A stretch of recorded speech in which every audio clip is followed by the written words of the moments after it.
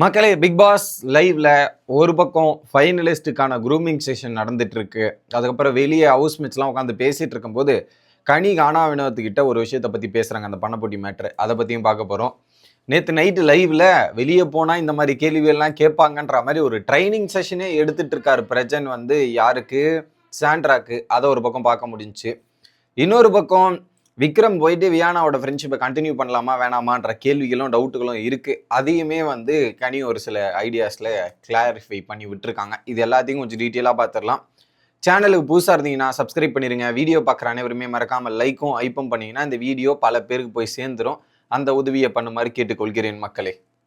First, இன்னைக்கு கிட்டத்தட்ட ஃபைனலிஸ்ட்டுக்கான grooming session காலையே இவ்வளோ சீக்கிரமாக டைம் ஆயிடுச்சு. 4 பேருக்குமே பார்த்தீங்கன்னா ஆக்டிவிட்டி ரூமில் ஏர்கிட்டு, ஃபேஷியலு, மசாஜுன்ற மாதிரி பல விஷயங்கள் நடந்து கொண்டிருக்கிறது. ஃபைனல் நெருங்கிருச்சு அப்படின்றது தான். ஸோ இன்னைக்கு ஷூட்டிங் அது சொல்கிறேன். அந்த ஷூட்டிங் டீட்டெயில்ஸ் இன்னொரு வீடியோவில் டீட்டெயிலாக எக்ஸ்பிளைன் பண்ணுறேன். இவங்கெல்லாம் ஒரு பக்கம் ரெடி ஆகிட்டு இருக்காங்க. ஸோ வெளியே கார்டன் ஏரியாவில் உட்காந்துக்கிட்டு ஹவுஸ் மேட்ச்லாம் உட்காந்து பேசிகிட்டு இருக்காங்க. அதில் போகும்போது கூட சபரி சொல்லிட்டேன், டே கிளம்பி போயிடாதீங்கடா, நாங்கள் முடிச்சுட்டு வர வரையும் வெயிட் பண்ணுங்கடா, போகாதீங்கடான்ற மாதிரி அங்கே பேசிகிட்டு இருந்தார். இதில் ஹவுஸ் மேட்சை வெளியே கார்டன் ஏரியாவில் ஃபன் பண்ணிட்டு வைப் பண்ணிட்டு பேசிகிட்டு இருக்காங்க. அமித் பாட்டு இதெல்லாம் ஒரு பக்கம் நடந்துட்டு இருக்கு. அப்போ கனி சொல்கிறாங்க, சார் நீங்கள் ஒரு முடிவு எடுத்தீங்களே சார், ஏன் சார் இப்படி பண்ணீங்க?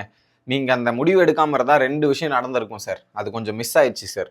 ஒன்று, பணப்பொட்டியை அரோரா எடுக்கிறதுக்கு பக்காவாக பிளான் போட்டு பக்காவாக பேசிலாம் வச்சுட்டா, நிறைய விஷயங்களை அனலைஸ் பண்ணி பேசி ஈஸிலாம் ரெடி ஆகிட்டா, நீங்கள் போய் டப்புன்னு எடுத்து தான் அது ஒரு மாதிரி திருப்பி விட்டீங்க. நீங்கள் எடுக்காமல் இருந்தீங்கன்னா வேற மாதிரி ஒரு விஷயம் நடந்திருக்கும். அந்த பொண்ணுக்கு அந்த பண தேவை போய் சேர்ந்துருக்கும். 2வது, உங்களுக்கு டைட்டில் சேர்ந்துருக்கும் சார். எப்படி உங்களுக்கு டைட்டில் சேர்ந்துருக்கும் சார், நீங்கள் ஏன் சார் அதை பண்ணிட்டீங்க அப்படின்ற மாதிரி ஒரு விஷயத்த பேசுகிறாங்க.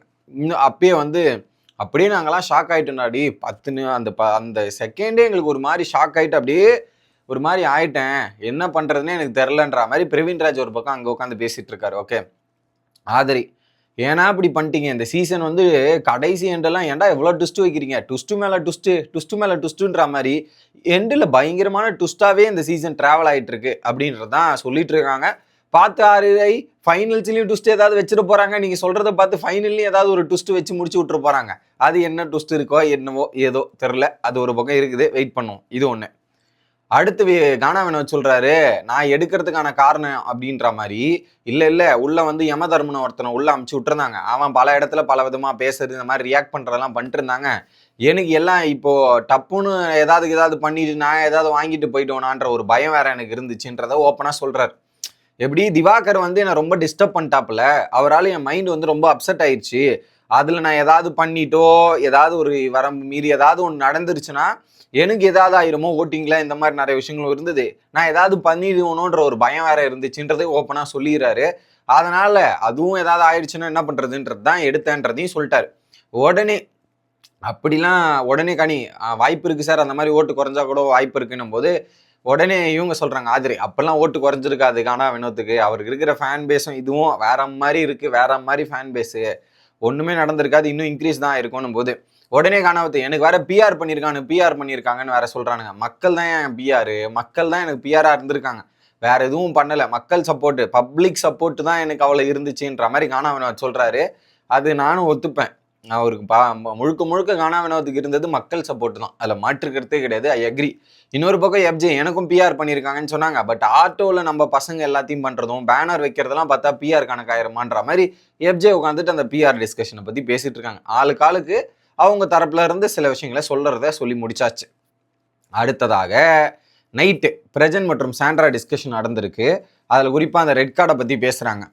ஸோ அதில் ரெட் கார்டு கொடுத்ததா இருக்கட்டும், அதில் கார் டாஸ்கில் நிறைய ஆக்டிவிட்டிஸ் பார்த்து தான் ரெட் கார்டு கொடுத்தாங்க அப்படின்ற மாதிரி பிரஜன் பேசுகிறாப்புல. நிறைய ஆக்டிவிட்டிஸ் நடந்திருக்கு, அந்த நிறைய ஆக்டிவிட்டிஸோட சொல்யூஷன் அதுதான். ஓகே, இன்னொரு பக்கம் இல்லை கமருதீன் அந்த முன்னாடி டிக்கெட் ஃபினாலே டாஸ்க்லேயே ஒரு 2 வாட்டி அந்த பாக்ஸ் ஐட்டி உடைச்சிட்டான். அப்போ அரோராலாம் பயந்துட்டு கத்திட்டான். ஸோ இதெல்லாம் பார்க்கும்போது நமக்கு பயமா இருக்குமா இல்லையா? பயமா கண்டிப்பாக தானே இருக்கும், எனக்குமே அப்படி தான் இருந்துச்சு அப்படின்றத ஒரு விஷயத்த சொல்கிறாங்க. ஓகே, அப்புறம் பிரஜன் சொல்கிறார், ஹெவியாக பண்ணும்போது அவனுடைய மைண்ட் செட் கொஞ்சம் ஒஸ்ட் ஆகிட்டான் அந்த இடத்துல.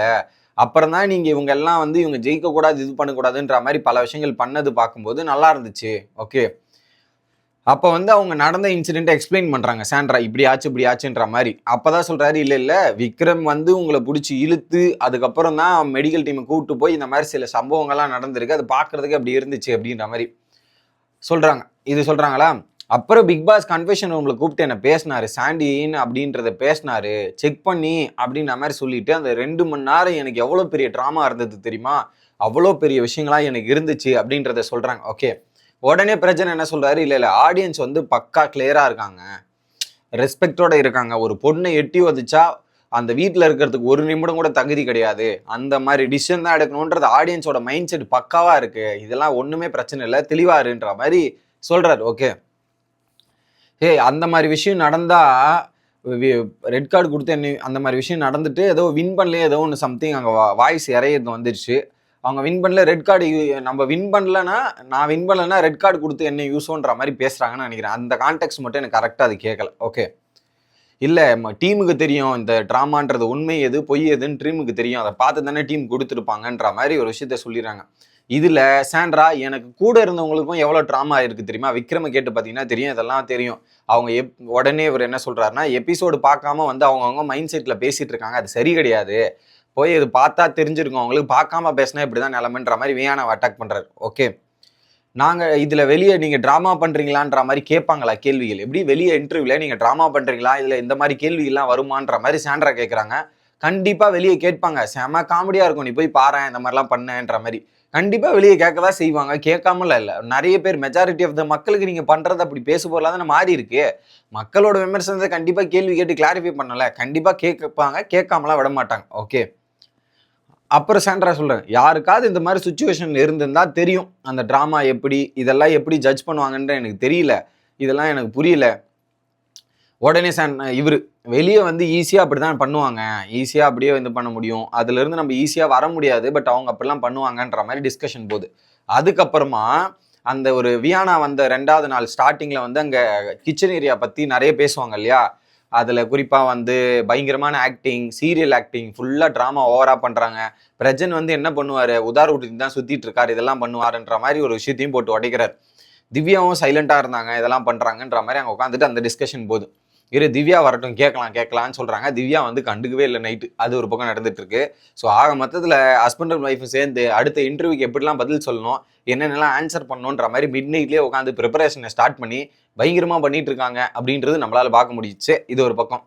அடுத்து கனி அவர்கள் நேற்று விக்ரம் கிட்ட வந்து வியானா பேசிட்டு விக்ரம் வந்து எனக்கு கொஞ்சம் டைம் கொடுன்னு சொல்லிட்டாங்கல்ல, அப்போ வந்து கனி கிட்ட சொல்கிறாரு, கனி எக்ஸ்பிளைன் கொடுக்குறாங்க. அவங்களோட சைட் ரொம்ப தெளிவாக இருக்குது விக்ரம், இதுவாக இருந்தாலும் ஆய் பாயின்ற மாதிரி பேசுகிற நிலைமைக்கு வச்சுக்கலான்றது முடிவாயிட்டாங்க. நீங்கள் அதை எப்படி அணுக போகிறீங்க, எந்த ரீதியில் எடுத்துகிட்டு போகிறீங்கன்றது உங்கள் கையில் இருக்குது, யோசிச்சு ஒரு நல்ல முடிவாக எடுங்கன்ற மாதிரி சொல்லியாச்சு. அதில் நான் யோசிச்சு பார்க்குறேன் கரெக்டாக பண்ணுறேன்னா அப்படின்றத பார்த்துட்டு பேசுவோன்ற மாதிரி சொல்லி முடிச்சிருக்கார். என்ன நடக்குதுன்றதை வெயிட் பண்ணி பார்ப்போம். அடுத்த வீடியோவில் வந்து சந்திக்கிறேன். Bye guys.